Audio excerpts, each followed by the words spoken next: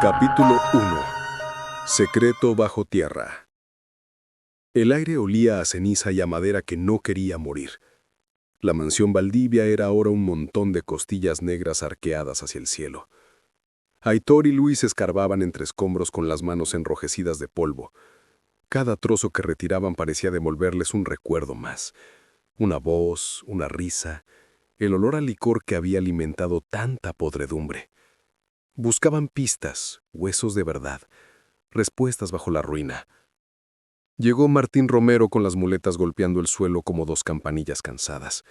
El dolor le tallaba la cara, pero la postura no era de derrota, era de obstinación.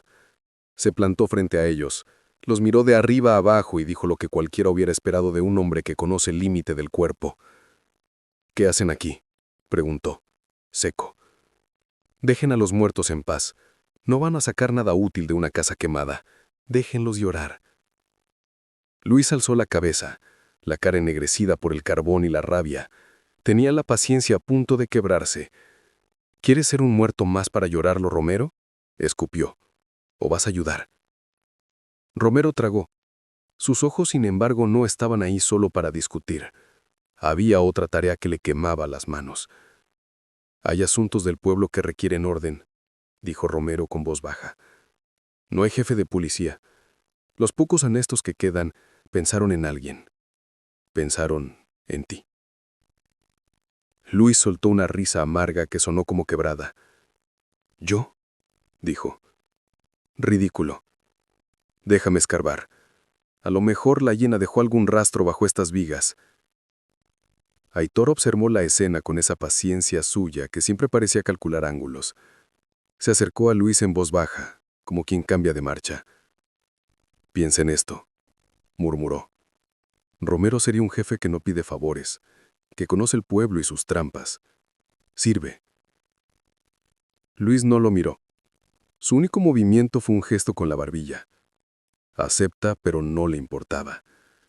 Tenía un pozo en el pecho donde ardían sus pérdidas. Encontrar a Gil y al ejecutor era todo lo que la noche le dejaba. Entonces apareció Sara. Traía una pequeña olla cubierta y bolsas con pan. Se movía con la discreción de quien ha aprendido a no llamar la atención, y sin embargo cualquiera notaría el temblor en sus manos. Luis ni siquiera levantó la mirada. Aitor, en cambio, se acercó y le ofreció hablar a un lado. «¿Traes comida? Si esto termina bien, te llevo a la ciudad. Hay un lugar donde podrías vivir. Yo me encargo». Sara lo miró incrédula y exhausta. Sonrió por primera vez. Una sonrisa pequeña que ya era un acto de rebeldía. «Primero», respondió ella, «quiero que atrapen a los que mataron a mi tío. Después pensaré en la ciudad». Mientras tanto, a unos metros, Romero había venido a buscar a Luis con paso lento. Se detuvo frente a él. Se inclinó y, como una ceremonia íntima, sacó algo envuelto en trapo. La placa de jefe de policía. Se la puso en la mano a Luis, con la voz simple de quien no sabe fingir. «No hay nadie mejor para este puesto», dijo. Luis la miró un segundo y luego señaló con desprecio hacia Romero. «Tú deberías ser el jefe», respondió como si alguien le ofreciera un objeto que le daba asco. Romero no respondió de inmediato. Sus ojos se hicieron un mapa de decisiones. Por fin habló con calma. «Lo haré, pero con una condición. Cuando termines con esto, me encargaré yo de lo que quede. Este pueblo necesita a alguien que no se vaya cuando la sangre cubra la puerta». Luis inspiró, y el sarcasmo se quedó cortado en la garganta. «No sé si volveré», aseveró. «Voy con todo. O lo termino o me convierto en ceniza. Si no vuelvo, haz lo que debas». Romero asintió sin fanfarrias y se retiró con sus muletas, un retiro que se parecía más a una marcha. Aitor miró a Luis y sin alardear propuso un plan sencillo que aceleraría todo. Entre los dos se tardarían meses en revisar cada átomo de aquella casa. Había que poner manos y ojos de pueblo. Si querían respuestas rápido, necesitaban autoridad visible y trabajo masivo. «Llama a todos los oficiales y a la gente del pueblo. Que remuevan, que registren, que trabajen. Que parezca que un nuevo orden empieza aquí. Romero volvió con una camioneta recibiendo oficiales. Subió y arrancó. La acción funcionaría como una palabra. La gente vería que algo había cambiado. Desde la escombrera, el pueblo se sentiría observado y obligado. Aitor y Luis volvieron a sus manos y a sus palas. Horas después, con manos agrietadas y la espalda hecha a la penumbra, Aitor se volvió a sentar en un trozo de viga y dijo con voz sin brillo pero clara: «No suena mal que seas jefe, Luis. Alguien así podría poner un freno a lo que Valdivia hizo». Luis miró lejos, hacia donde la mansión ya no era más que un esqueleto. «¿Crees que me importa este pueblo podrido?», respondió. «Lo que me importaba se fue con ellas. Si quieres que esto acabe, hazlo por ellas, o no lo hagas por nadie». Aitor comprendió la advertencia. Aquella luz en la que Luis había quedado enterrado no se encendería con cargos ni placas. Era otra cosa más antigua. Era venganza. Un precipicio. Trabajaron hasta que la noche volvió a rellenar el cielo. Bajo sus manos, bajo la tierra negra, algo menor o mayor, algo antiguo empezaba a moverse. El secreto bajo tierra no tardaría en soltar sus primeras palabras.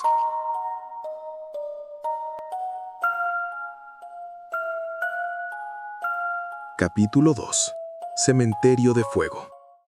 A primera hora de la mañana, llegó Romero en una camioneta con varios oficiales, y detrás de esa venían otras 3 camionetas cargadas con gente del pueblo, todos con palas y herramientas en mano. Aitor se acercó y ayudó a Romero a bajar. «Son los voluntarios que conseguí», dijo Romero con voz ronca. Aitor asintió con aprobación. «Perfecto. Diles que remuevan todo lo que puedan. Queremos despejar el piso y las paredes, como si la casa estuviera lista para amueblar». Romero comenzó a dar órdenes y la gente, con un aire extraño de alivio, se dispersó por el lugar. Había cierta alegría en sus rostros. Aquello no era solo trabajo, era un ritual. Limpiar los restos de la casa maldita, arrancar los últimos vestigios de los Valdivia, era como escupir en la tumba del viejo. La tarea fluyó como un río desbordado.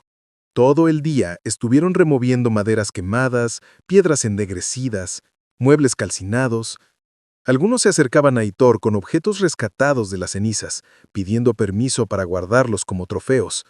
Aitor, indiferente, aceptaba sin mayor importancia. Al caer la tarde, el esqueleto de la casa quedó vacío. Entonces Aitor y Luis comenzaron la revisión minuciosa. Primero, cada metro cuadrado del piso de madera chamuscada. Luego, el enorme sótano donde Valdivia guardaba cajas de vino. Y al final, el lugar que ambos habían estado evitando, el granero. Aitor miró a Luis, firme, inmóvil, con la mirada perdida. «Puedo hacerlo yo», dijo con voz baja. Luis no lo dejó terminar. Colocó una pala al hombro y respondió: «Vamos». Caminaron con calma, el paso contrario al de aquella noche en que habían corrido como bestias enloquecidas. Ahora eran frialdad y silencio, la calma después de una tormenta. El interior del granero era un cementerio negro, cenizas, vigas consumidas, el olor espeso de carne quemada.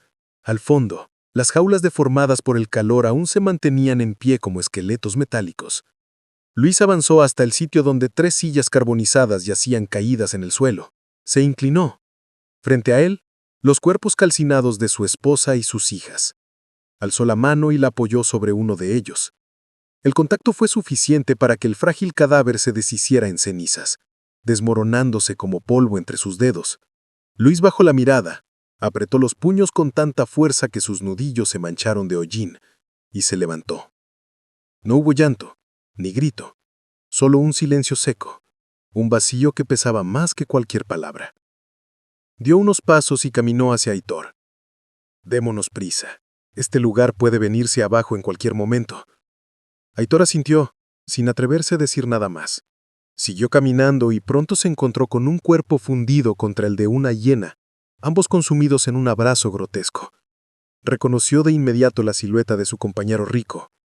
Entre las cenizas, una placa de detective chamuscada asomaba apenas. Aitor la tomó con cuidado, limpiándola con la manga de su saco. No dijo nada. Solo la guardó en su bolsillo, como un último gesto de respeto, una despedida silenciosa que no merecía testigos. Continuaron hacia las jaulas. Dentro de cada una, cadáveres quemados de hienas apilados y ennegrecidos. Fueron abriendo una a una, removiendo con las palas los restos, buscando algo oculto bajo la muerte. Nada, hasta que llegaron a la última jaula, cerrada con candado y sorprendentemente vacía. De un golpe, Aitor reventó el candado y entraron. Ahí, al fondo, se reveló una escotilla metálica, pesada, sólida, distinta a la de la vieja casa. La golpearon con las palas, pero no cedió. Necesitaban la llave. Buscaron entre los restos del cuerpo de Manuel, quemado, con el agujero del disparo que Aitor mismo le había dado todavía visible en el cráneo. Revisaron entre la ropa carbonizada, pero no encontraron nada. El silencio se hizo denso. De pronto, ambos sintieron una presencia detrás de ellos. Se giraron, tensos, las palas levantadas. Era Sara. Avanzó con pasos tranquilos y extendió la mano. En ella, una llave. ¿Será esta?, preguntó con voz suave. Aitor se acercó y tomó la llave. ¿De dónde sacaste esto? Estaba cerca del cuerpo de Valdivia cuando lo encontré muerto en aquella tina. La guardé por reflejo. Pensé que algún día sería útil. ¿Por qué no lo dijiste antes?, replicó Aitor. Al principio por miedo, luego lo olvidé. Había cosas más importantes. Luis le arrebató la llave sin perder un segundo. No hay tiempo para preguntas. Entre los dos levantaron la escotilla. Era más gruesa y pesada de lo esperado, como si resguardara un secreto que debía permanecer enterrado. Al abrirla, un túnel se mostró frente a ellos. Una escalera ancha, interminable, devorada por la oscuridad. Sin intercambiar más palabras, comenzaron a descender. Cada peldaño los sumía más en las fauces de lo desconocido hasta que la negrura los devoró por completo.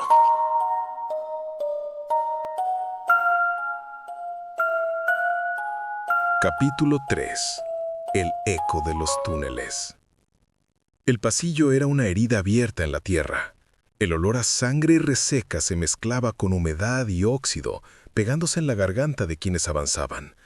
Aitor sostenía la lámpara con firmeza, alumbrando apenas lo suficiente para no perderse en la penumbra.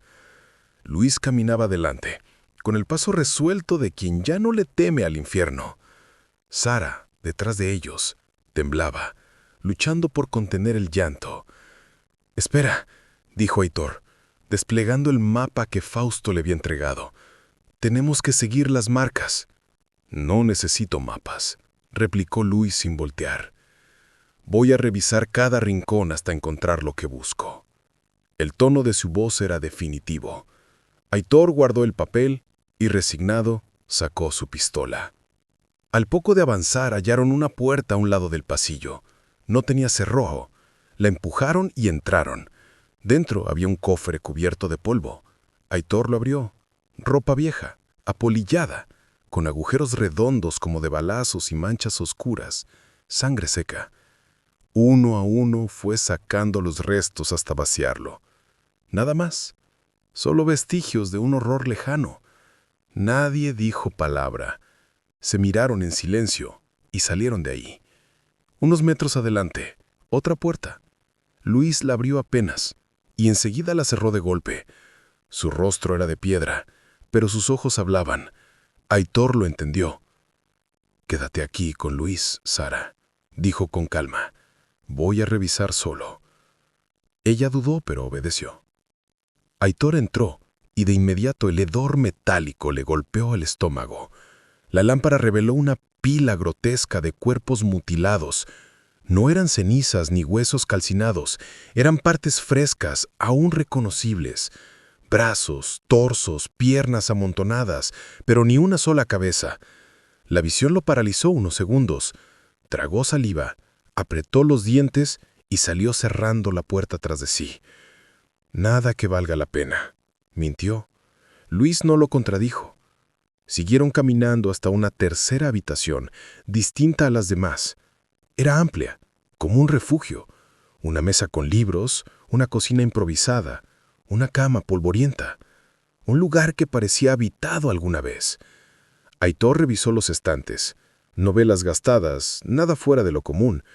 Luis encontró una maleta con cuchillos impecables, afilados como si alguien aún los cuidara. Fue entonces cuando Aitor, al girar la lámpara hacia un rincón, lo vio. Una cuna, rota y cubierta de polvo, con un manchón oscuro en el colchón. Sangre. Sintió un escalofrío recorrerle la espalda, pero guardó silencio. Sara se había quedado junto a la cama, demasiado frágil para mirar más. Decidieron seguir. Luis abrió la siguiente puerta, y en ese instante un rugido bestial los sacudió. Una hiena, salida de la oscuridad, saltó sobre Luis y lo derribó con una brutalidad indescriptible. El crujido de carne y hueso al romperse resonó como un disparo. La bestia hundió sus fauces en su rostro, destrazándole media cara. Aitor gritó y corrió hacia él, pero no llegó. De las sombras emergió un hombre gigantesco, Gil. Sus ojos eran fríos, inhumanos. Con una facilidad aterradora, levantó a Sara del cuello y se le echó al hombro como si fuera un costal. ¡Sara!, rugió Aitor, pero Gil ya se alejaba por el pasillo. Aitor corrió a la maleta, tomó un cuchillo y lo hundió en la hiena que seguía desgarrando a Luis. El animal chilló, se revolcó y cayó agonizante. Luis, sangrando, apenas respirando, extendió la mano hacia Aitor. «Toma tu arma y ve tras ellos». Aitor lo recogió y echó a correr. Al fondo, los gritos desgarradores de Sara se mezclaban con el eco de los túneles. Pero entonces se detuvo en seco. En la oscuridad, decenas de pares de ojos amarillos se abrieron, brillando como brasas. Gruñidos bajos, pisadas rápidas, el murmullo de una jauría acercándose. «¡Corre!», exclamó Aitor, tirando de Luis. Ambos huyeron por el pasillo guiados solo por la lámpara y el mapa grabado en la memoria de Aitor. A cada paso los gruñidos se hacían más cercanos, más salvajes, y mientras corrían, los gritos de Sara se escuchaban cada vez más lejos, cada vez más apagados, hasta que solo quedó el eco, diluido en la negrura infinita de los túneles.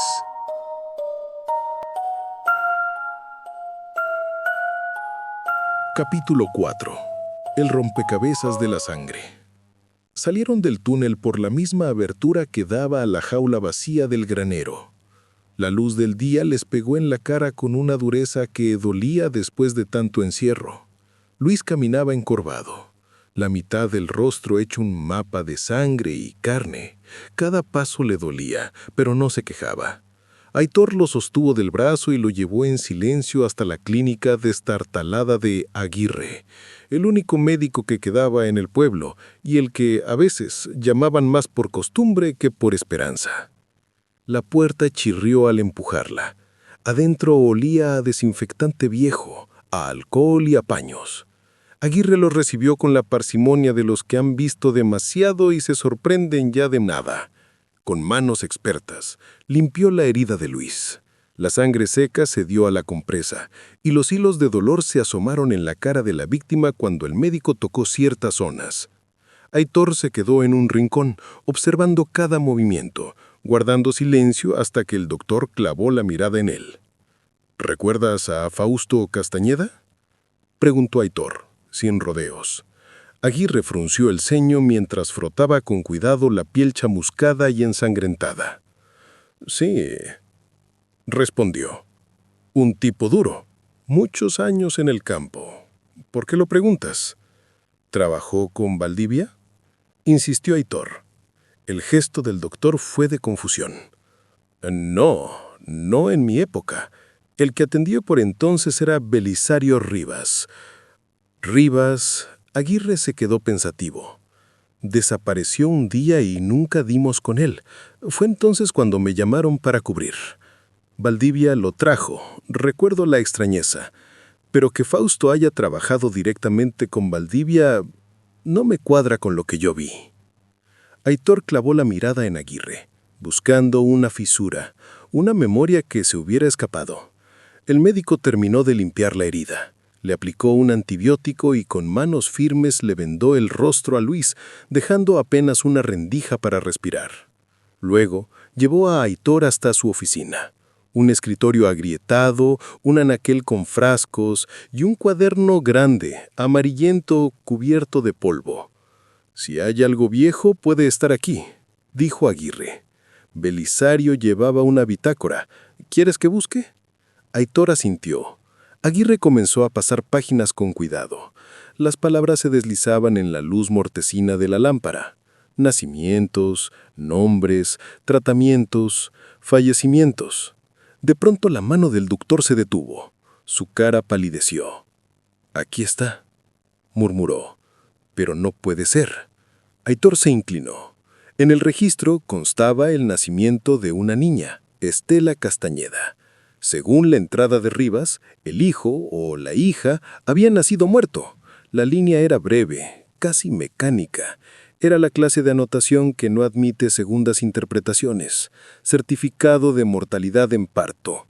Pero Fausto le había dicho otra cosa. Había hablado de un nacimiento vivo, de una niña a la que cuidó. ¿Quién había cambiado la verdad? ¿Y por qué? ¿Quién querría ocultar esto? Preguntó Aitor, en voz baja, más para sí que para el médico. Aguirre encogió los hombros. Si alguien quiso borrar esa verdad fue con método. Los registros se pueden alterar si tienes acceso. Si hay miedo o poder de por medio, más aún.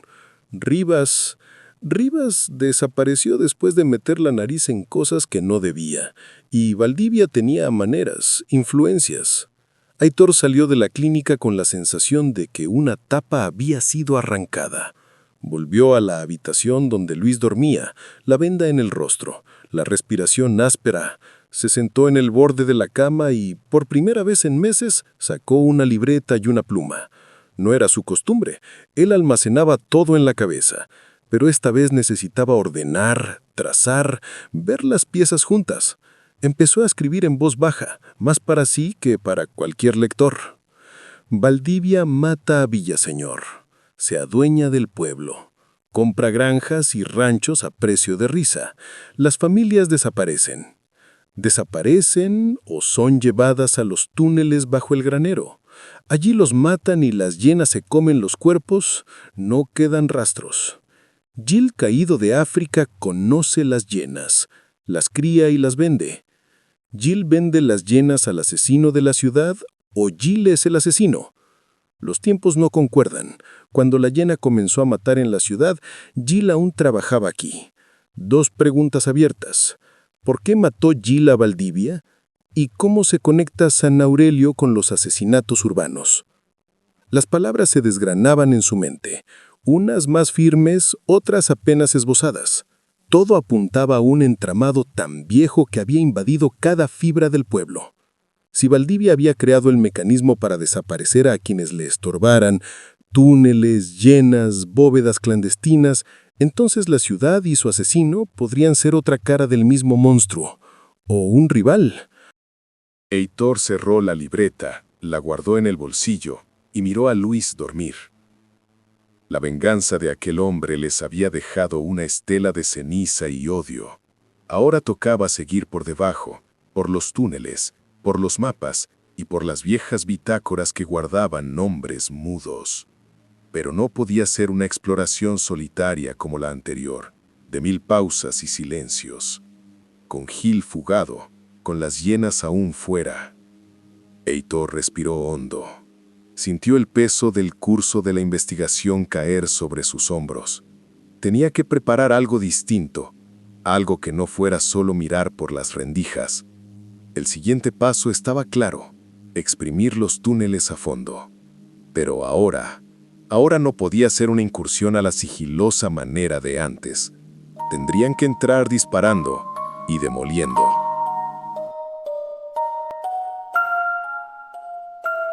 Capítulo 5. La bitácora del terror. Las patrullas se detuvieron una tras otra frente al granero quemado.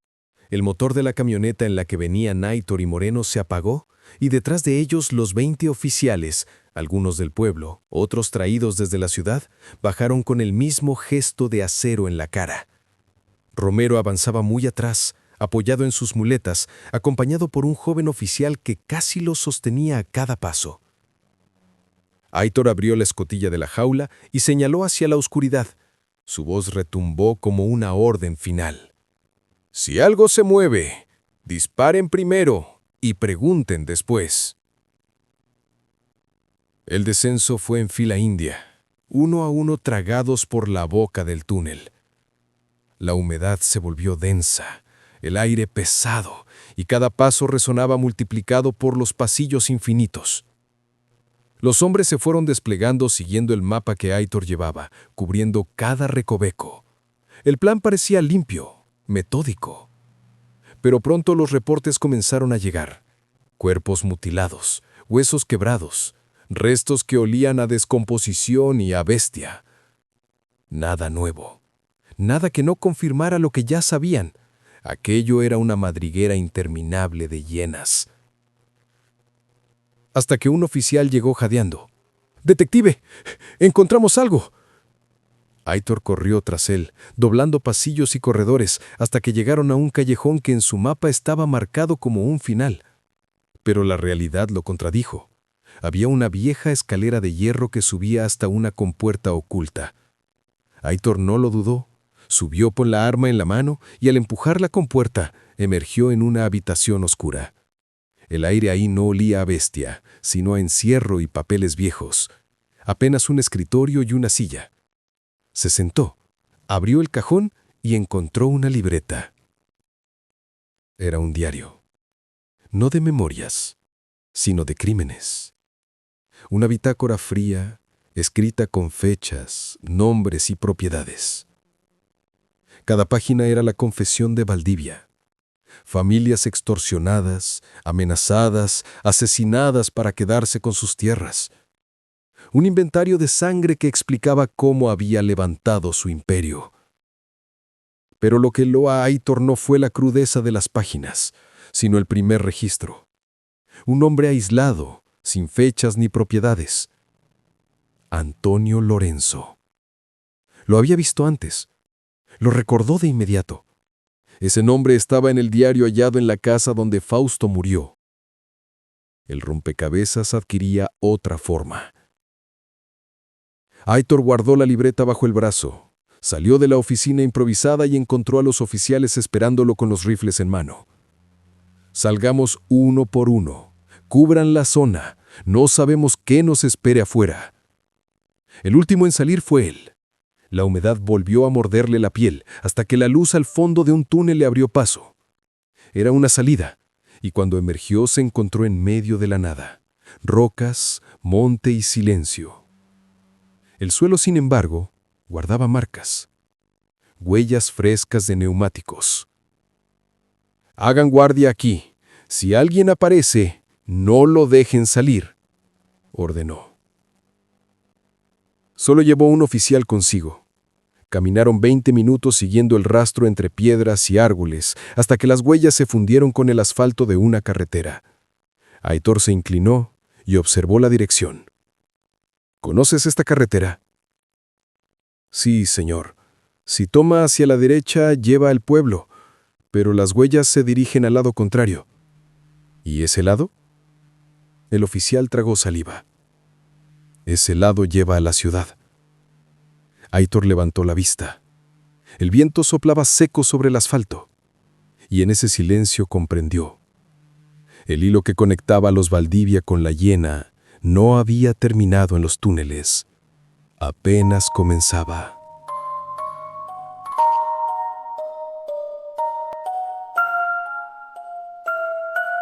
Capítulo 6. Los registros del silencio. Aitor emergió de los túneles con el rostro ensombrecido por la idea fija de Antonio Lorenzo. Fue directo hacia Romero.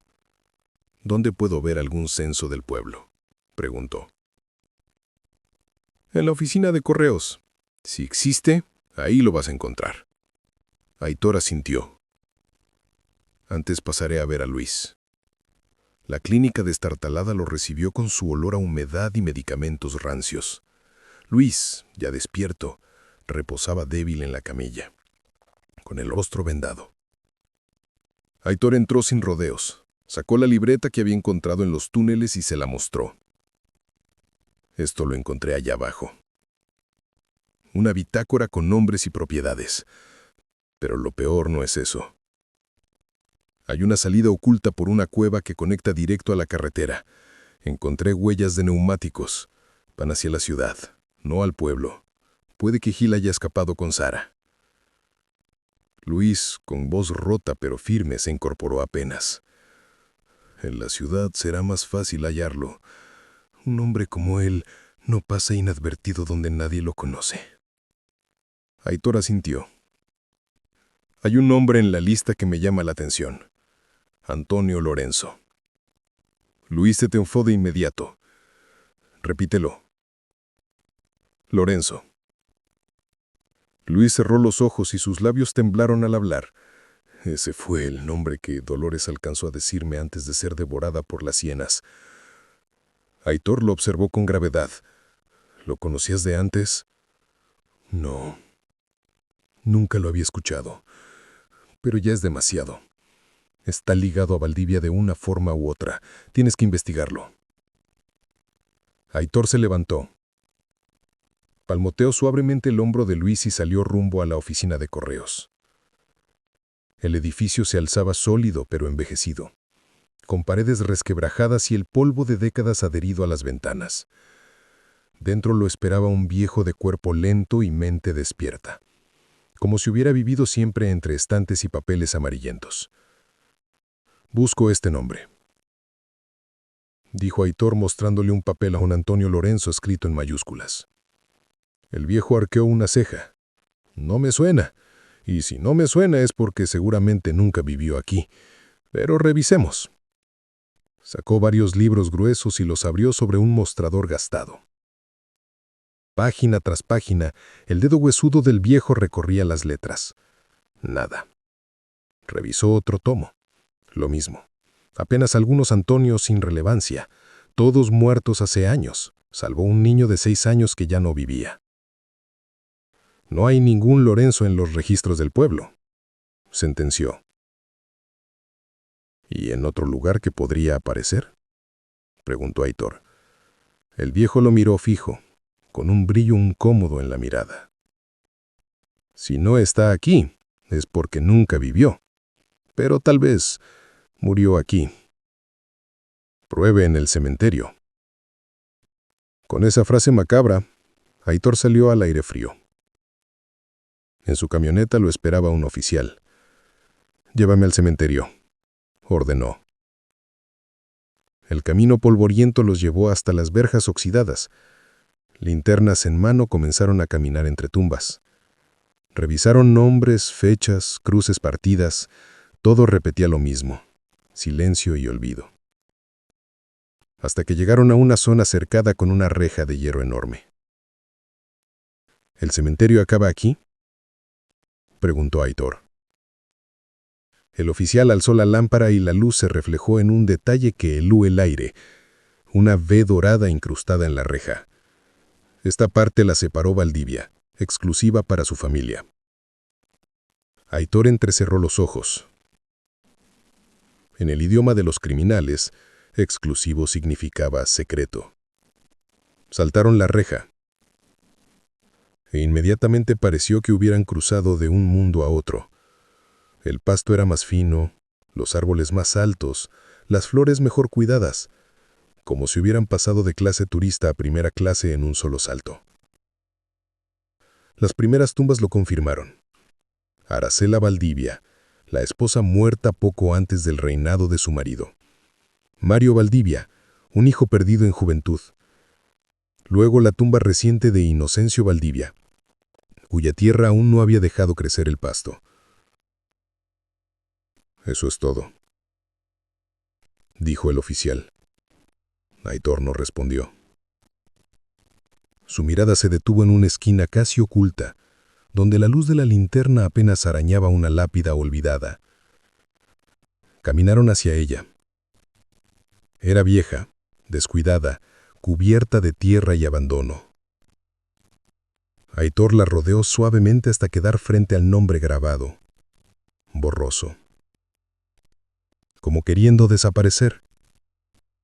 Lo leyó en voz baja, con el pulso acelerado: Genaro Villaseñor.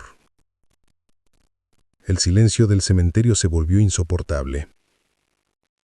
El rompecabezas acababa de abrir otra herida más profunda.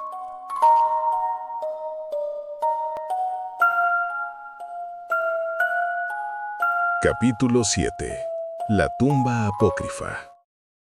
La noche había caído por completo sobre San Aurelio, oscura y silenciosa, interrumpida solo por el crujido de las ramas bajo las botas de Aitor y el oficial, mientras regresaban a la tumba de Villaseñor. Cada paso sobre la tierra húmeda parecía resonar en un silencio pesado, como si el mismo pueblo contuviera la respiración. Ambos cargaban palas, y Aitor sentía cómo la ansiedad le apretaba el pecho. Sabía que lo que encontrarían allí podría confirmar sus peores sospechas. Comenzaron a cavar con cuidado, la tierra cediendo poco a poco ante la presión de las palas. El sudor de la tensión resbalaba por su frente, y cada golpe de tierra removida parecía acercarlos a un secreto demasiado antiguo para ser desenterrado. Después de un tiempo que pareció interminable, la punta de la pala de Aitor golpeó algo sólido, el metal corroído de un ataúd. Era un ataúd modesto, de madera barata, con clavos oxidados y bordes torcidos, casi desbaratándose. Extraño para la sepultura de un hombre que, según la historia, había sido importante, el gran Genaro Villaseñor. Aitor sintió una mezcla de impaciencia y repulsión. No podía ser Villaseñor el que descansaba allí.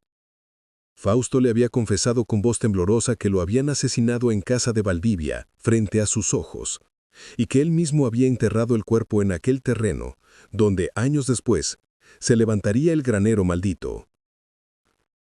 ¿Sabes quién fue Genaro Villaseñor?, preguntó Aitor al oficial con un tono cargado de curiosidad y urgencia mientras continuaban retirando tierra alrededor del ataúd.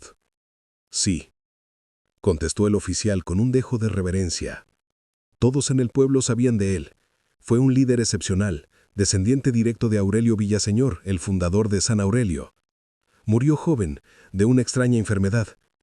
Su familia se marchó del pueblo por el dolor, pero antes de morir, dejó el pueblo bajo la tutela de Inocencio Valdivia. El tiempo y la codicia hicieron el resto. Aitor escuchó en silencio. Comprendiendo la estrategia de Valdivia, la historia que el pueblo conocía no era más que una leyenda cuidadosamente tejida para ocultar la matanza de los Villaseñor y la usurpación de poder.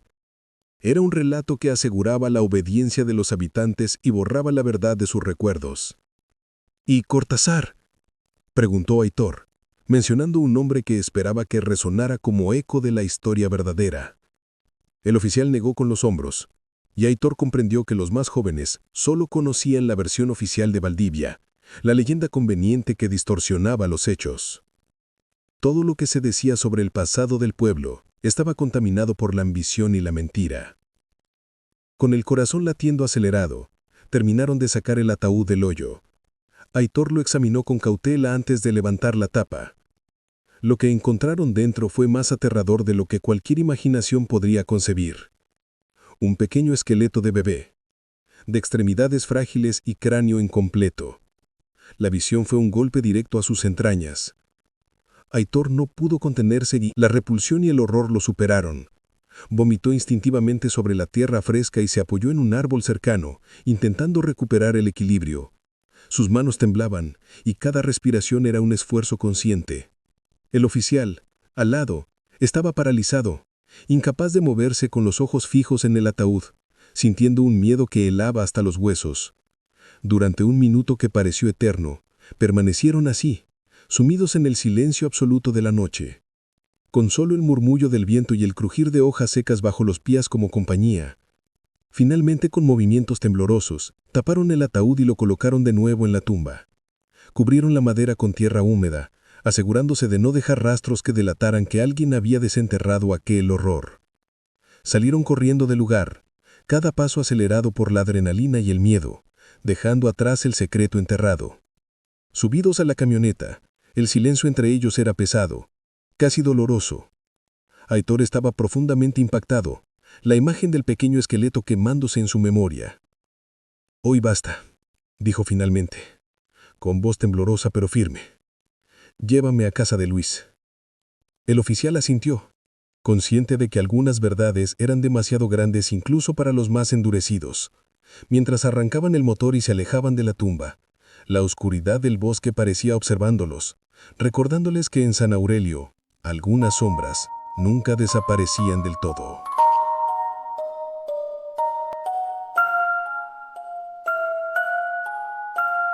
Capítulo 8. La casa de Luis. Aitor despertó como si hubiera emergido de un sueño febril.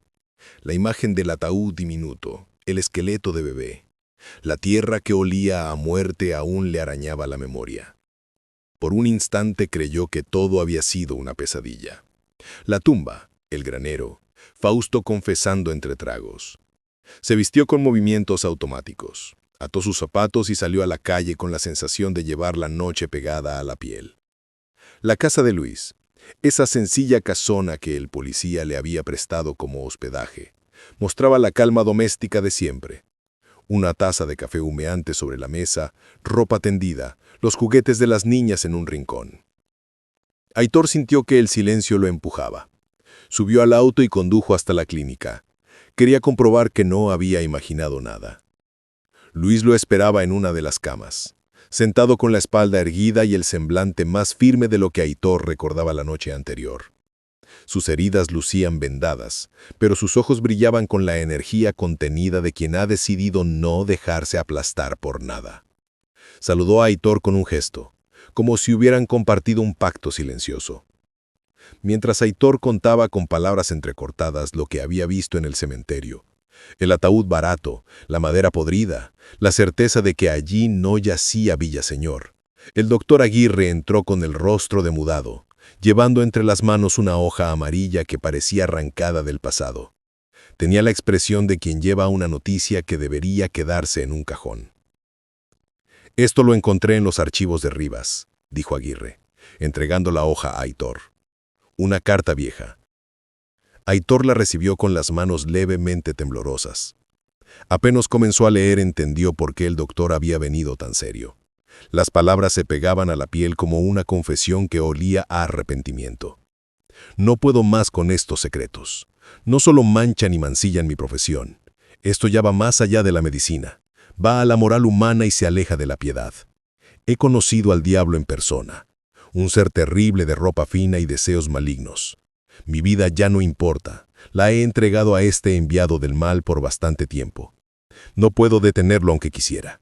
Lo más que puedo hacer es desaparecer y dejar de ser una herramienta del terror en manos de este demonio que no tendría por qué existir en esta tierra.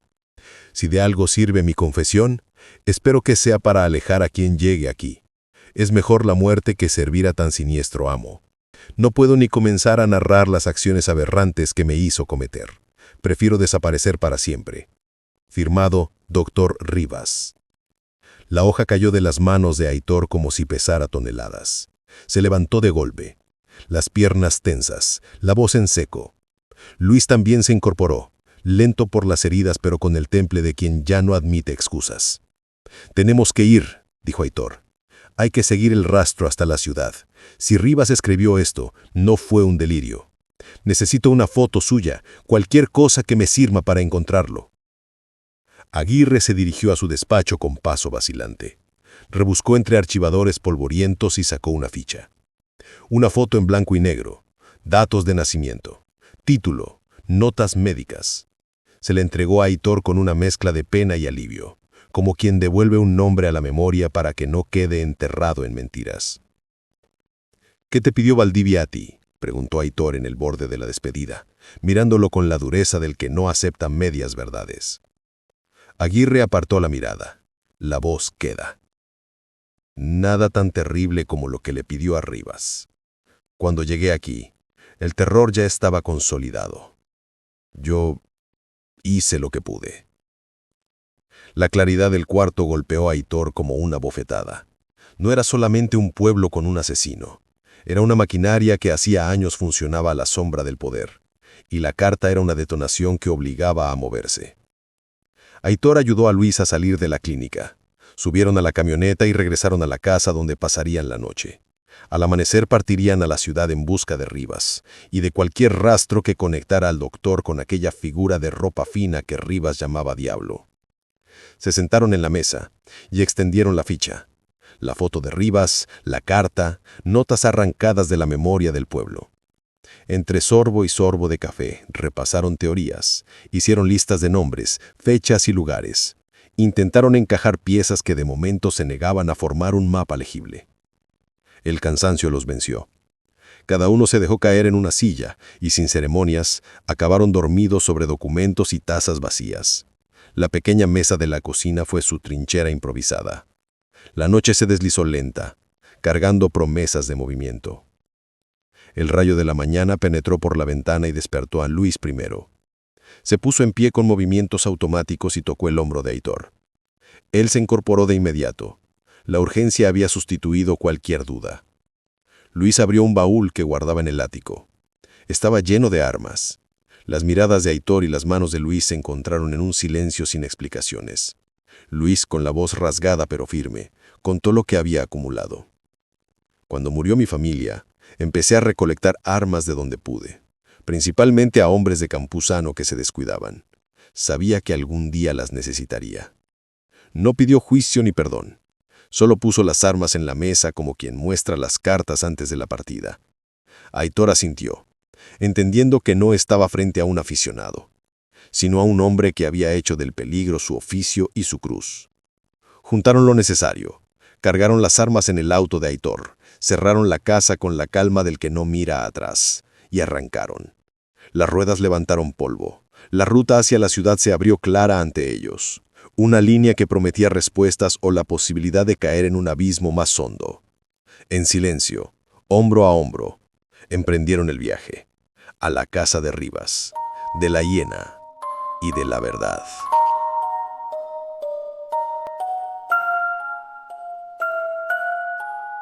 Capítulo 9.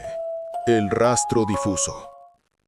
Aitor y Luis llegaron a la ciudad al caer la tarde. Para Luis, las calles eran un recuerdo lejano. Había venido apenas un par de veces con su familia, en Navidades, cuando todavía había ilusión por regalar y celebrar. Ahora, esas mismas avenidas se le aparecían distintas, más oscuras, como si la ciudad misma cargara con la sombra de lo que estaban buscando. Aitor condujo sin perder tiempo hasta su departamento. Apenas cruzaron la puerta, guardaron las armas en un baúl de hierro y se sentaron unos minutos en silencio. Para Aitor aquello era rutina. Cada paso debía encaminarse hacia la investigación de la hiena, cada movimiento debía estrechar el cerco hasta que la criatura quedara al descubierto. Sacó de su portafolio una lista ya desgastada, 17 nombres de estudiantes de aquella universidad donde, según los registros, los hijos de las víctimas de la hiena habían coincidido en la misma generación. ¿Ya hablaste con el maestro de estos alumnos?, preguntó Luis, directo. Era el siguiente paso, respondió Aitor, hasta que apareció muerto Valdivia y me enviaron a tu pueblo. Luis no insistió. Se levantó, se acomodó la chaqueta y señaló la puerta. No estaba en la ciudad para perder tiempo. Subieron al auto y se dirigieron a la universidad. El edificio imponía con su arquitectura solemne, un lugar donde el conocimiento había sido testigo de tragedias. Preguntaron por el rector Richmond. Aitor lo conocía de antes, y esa relación abrió las puertas con facilidad. Richmond apareció impecable, elegante, con el porte de un hombre que había vivido entre libros y diplomacia. Al ver a Luis quedó un instante impactado por la cicatriz que le marcaba el rostro. Aún así, mantuvo la compostura. ¿En qué puedo servirles?, preguntó con voz medida. Aitor extendió la lista. Quiero saber quién fue el maestro de este grupo. El rector ajustó sus lentes, tomó un pesado libro de archivos y lo hojeó con calma hasta dar con el dato. Escribió un nombre y una dirección en un pedazo de papel que deslizó sobre el escritorio. Rodrigo Rubalcaba, dijo. Aitor lo tomó, lo leyó y asintió. Sabía en qué zona estaba aquella casa. Ambos agradecieron al rector y salieron de inmediato. El trayecto fue silencioso. Luis, con la lista en la mano, repasaba los nombres como si pudiera arrancarles un secreto escondido. Llegaron a un vecindario de clase media, tranquilo, con casas alineadas y jardines discretos. Tocaron la puerta de una vivienda sencilla. Un hombre de edad avanzada abrió. Tenía el aspecto de un profesor retirado, gafas, cabello canoso y un aire de alguien que había pasado la vida rodeado de pizarras. ¿Rodrigo Rubalcaba?, preguntó Aitor, mostrando su placa. «Soy yo», respondió el hombre con voz cansada. Los invitó a pasar. Tomaron asiento en la sala. Luis no perdió tiempo. Sacó la lista y la puso frente a él. Rubalcaba ajustó los lentes, leyó en silencio, y sus facciones se suavizaron con melancolía. «Sí, este fue mi grupo. Bueno, los que quedaron. Esta lista fue la preliminar. No todos siguieron el curso». «Precisamente por eso estamos aquí», dijo Aitor. «Queremos saber qué pasó con los 2 estudiantes que no terminaron». El maestro suspiró, se quitó los lentes y se recargó en el sillón. Fue una historia común, al principio. 2 compañeros se enamoraron. Ella no tenía posición social y él era objeto de burlas por ello. Señaló con el dedo un nombre, Cassandra Rocha. Y él, Roberto Álvarez. Aitor repasó la lista. Eran los 2 que habían desaparecido del grupo. «¿Qué ocurrió con ellos?», insistió Luis. «Primero ella dejó de venir. Su expediente desapareció como si nunca hubiera existido. Un mes después, la voz del profesor se quebró en un instante. Él se quitó la vida. Se cortó la garganta. Su familia no soportó la vergüenza. Desaparecieron. Dicen que se fueron del país. Aitor molesto dice que por qué Richmond no les había dicho eso desde el principio. Rodrigo le contestó: «Richmond es un hombre cobarde. No le gusta hablar de más». Fingió no saberlo. Un silencio pesado llenó la sala. Aitor y Luis se miraron, compartiendo la misma conclusión sin necesidad de palabras. «Gracias, profesor», dijo Aitor al levantarse. Se despidieron y salieron. En el auto Aitor fue el primero en hablar. La familia de Roberto está vengando su muerte. «Es lo más probable», dijo Luis.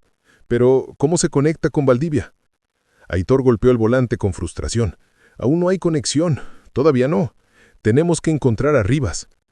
Condujeron hacia la comisaría. Ahí los colegas de Aitor los recibieron con miradas tensas. El luto por la muerte de Rico era reciente, y muchos veían en Aitor un culpable tácito. Él no respondió a las miradas ni a los susurros. Se presentó en la oficina del jefe y le entregó la foto de Rivas. «Quiero que se busque a este hombre. Estará más viejo, pero quiero que todos los oficiales de la ciudad tengan un retrato hablado de cómo podría verse hoy». El jefe asintió y llevó la foto a un dibujante forense. En un par de horas ya tenían miles de copias que se repartieron entre policías por toda la ciudad. Aitor y Luis permanecieron en la comisaría. Comieron, bebieron café y no vieron un paso fuera mientras esperaban noticias. Pasó un día, nada. Otro día, silencio. Aitor revisó varias veces la lista de detenidos buscando algún rastro de Cassandra o de la familia Álvarez. El reloj parecía correr más rápido que ellos. De los 15 nombres, 6 aún eran blancos de la hiena. Luis, viendo el cansancio de su compañero, lo empujó a descansar. «Ve a tu casa, date un baño. Yo me quedo aquí». Aitor dudó, pero aceptó. Subió al auto, llegó a su departamento, se dejó caer en la ducha y después en la cama. Se quedó dormido casi de inmediato. En la comisaría, Luis hojeaba papeles en el escritorio de Aitor. Entre sus manos apareció una foto de la familia de su compañero. No alcanzó a pensar demasiado cuando el jefe salió de su oficina con paso apresurado, el rostro endurecido. «¿Dónde está Aitor?», preguntó con voz grave. Luis se levantó de golpe. «Tengo un reporte», continuó el jefe. «Hay un nombre parecido».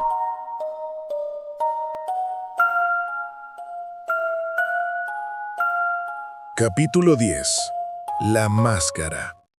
Luis apenas terminó de escuchar al jefe, le arrebató el papel con la dirección. No dijo palabra, solo lo desplegó y lo leyó con la calma fría de quien se prepara para algo inevitable.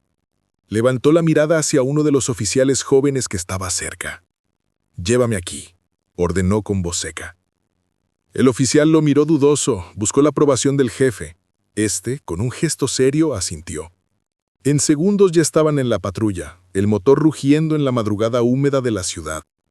«¿Pedimos refuerzos?», preguntó el muchacho mientras ajustaba el retrovisor. «No», replicó Luis tajante. «Me dejas en la dirección y regresas. Esto lo haré solo».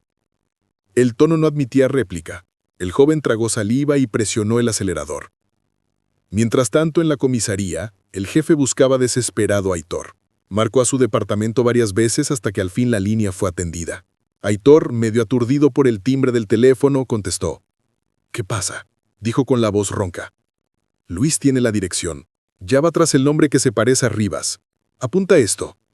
Aitor se incorporó de golpe, anotó la dirección en un papel y salió casi sin calzarse bien los zapatos. Sabía que Luis era capaz de apretar el gatillo sin esperar explicaciones. El reloj corría y con él la posibilidad de perder a su único testigo. En el otro extremo de la ciudad, la patrulla se detuvo en un barrio discreto y hacinado. Las calles olían a humedad, a sudor y a ceniza de fogatas apagadas.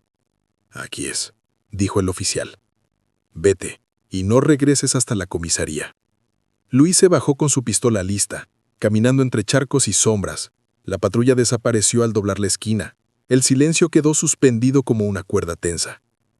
Golpeó la puerta con los nudillos primero. Nadie respondió. Luego lo hizo con fuerza hasta que los marcos vibraron. Silencio otra vez, aunque detrás de una ventana se movió una sombra ligera.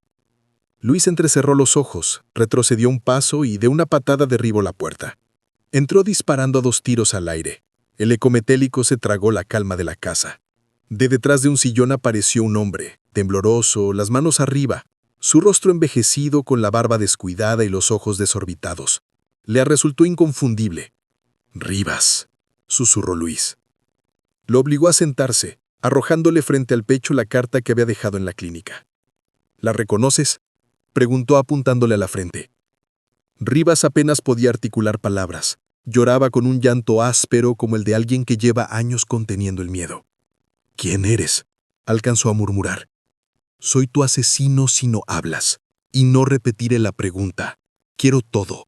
Valdivia, las hienas, ese monstruo que trajo de África. Todo». El doctor tembló, las manos sobre las rodillas, los ojos nublados. Finalmente se quebró. Entre sollozos relató cómo Valdivia se ganó primero la confianza del pueblo y de sus hombres, cómo compró favores y voluntades con dinero y promesas. Luego vinieron las peticiones secretas: sacar balas, curar heridas, visitas en la madrugada. Luis escuchaba sin pestañear, la pistola fija en la sien del hombre. Cada palabra de Rivas pintaba un cuadro más oscuro que el anterior. Las cuevas bajo la casa de Valdivia, los experimentos de dolor, las amenazas, hasta llegar a un hombre, Fausto Castañeda. Lo recordó con voz quebrada, un hombre noble, distinto al resto de los seguidores de Valdivia. La esposa de Fausto, Estela, dio a luz en la clínica, un parto tranquilo. Fausto se marchó con la sonrisa más limpia que el doctor había visto en años. Pero poco después llegaron los hombres de Valdivia. Lo arrastraron a las cuevas, donde Estela y el recién nacido fueron llevados frente al propio Valdivia. Y allí, lo inimaginable. Valdivia disparó contra la cuna del hijo de Fausto. Luis apretó los dientes, el dedo casi vencido sobre el gatillo. «Continúa». Rivas gritó, desesperado, que ese no era el final. Valdivia había llegado con otra mujer, con otro bebé, una niña, su propio hijo. El plan era cruel: reemplazar al hijo muerto de Fausto por la hija bastarda de Valdivia. Luis golpeó la mesa con furia. «¡Mentira! Fausto tuvo una hija. Todos lo saben». «Sí, pero no era suya. Fausto nunca preguntó por el sexo del bebé. Creyó lo que Valdivia quiso que creyera». El relato terminó con sangre y fuego. Estela asesinada frente a su esposo, Fausto obligado a obedecer para salvar a la niña, la amenaza eterna de Valdivia y el registro alterado para encubrir la verdad. Sara, la supuesta hija de Fausto, era en realidad la sangre maldita de Valdivia. Rivas se levantó, frenético, con los ojos enrojecidos. «Ya lo sabes todo. Ahora mátame». Luis lo miró, dudando, el arma aún en alto. Fue entonces que algo se movió en la penumbra. Una sombra ágil se abalanzó. Una hiena emergió de las tinieblas y en segundos hundió sus colmillos en la garganta de Rivas. El grito fue desgarrador, pero breve. La sangre salpicó las paredes. Luis se levantó de golpe, dispuesto a disparar, cuando sintió un golpe seco en la nuca. El mundo se oscureció. Al caer alcanzó a ver la silueta de un hombre, Gil, el mismo guardia de Valdivia.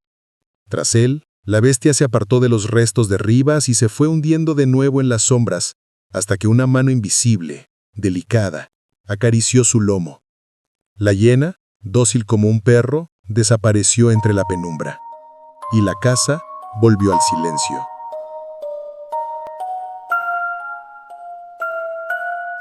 Capítulo 11.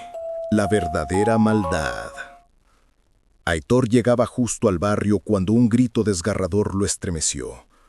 Era el alarido de Rivas siendo devorado por la hiena. Corrió por el costado de la casa y se detuvo en seco. Alcanzó a ver cómo Gil cargaba a Luis inconsciente sobre el hombro, como si fuera un costal. Detrás de él, una figura femenina avanzaba lentamente, envuelta en sombras. Aitor entrecerró los ojos, sin reconocerla. Se asomó a la ventana rota. En el suelo yacía el cuerpo destrozado de Rivas, y a su lado una hiena tambaleante, como intoxicada por la sangre. No había tiempo que perder. Aitor tomó su radio y avisó a la comisaría. «Tengo a Rivas muerto. Hay una hiena dentro. Envíen unidades, pero con precaución. Repito, con precaución». Luego encendió su auto y comenzó a seguir el vehículo en el que iban Gil y su misteriosa acompañante. Mantuvo distancia, luces apagadas, atento a cada curva. El camino lo conocía demasiado bien. Esa ruta conducía a San Aurelio. Aitor ya presentía el destino final. Tras varios kilómetros el vehículo se desvió entre árboles espesos. Aitor lo siguió hasta donde pudo, detuvo el motor y decidió avanzar a pie. Reconoció de inmediato el paraje, la entrada a los túneles de Valdivia. La oscuridad del pasadizo era densa, húmeda, impregnada del olor metálico de la piedra y la sangre vieja. Aitor abrió la compuerta oculta bajo la oficina abandonada y descendió por la escalera de hierro. Avanzó agachado, respirando apenas, guiado por los recuerdos del mapa que Fausto le había entregado. El eco de voces lo detuvo frente a una puerta. Dentro, Luis despertaba atado a una silla. Frente a él, Gil lo observaba con los brazos cruzados, y en la penumbra, una figura femenina permanecía sentada. «Tú mataste a Valdivia», escupió Luis con voz ronca. Gil soltó una carcajada grave. «Valdivia no me trajo para cuidarlo a él. Me trajo para cuidar a sus hijos. Sus enemigos siempre estuvieron al acecho. Mi manada se encargó de ellos». «Entonces, ¿quién lo mató?», preguntó Luis. De la sombra surgió una voz femenina, fría, cortante. «Yo». Luis levantó la cabeza y se quedó helado. Sara, la muchacha inocente a la que habían intentado proteger, se revelaba como algo muy distinto. Sara dio un paso adelante, mostrando en sus ojos un brillo enloquecido. «No eres tan mal policía, Luis. Pensé que eras más tonto. Por eso, cuando empezaste a hurgar demasiado, me ocupé de tu familia». Luis gritó como un animal herido. La confesión lo atravesó más que cualquier bala. «Mataste a tu padre», escupió con furia. «Valdivia era tu sangre». Sara sonrió con una calma espantosa. «Lo sabía. Cuando le corté la garganta y lo vi morir en esa tina, supe exactamente a quién estaba matando». Aitor ya había escuchado suficiente. Empujó la puerta y entró con el arma en alto. «Sara Valdivia», dijo con certeza. Ella rió, un sonido metálico, vacío.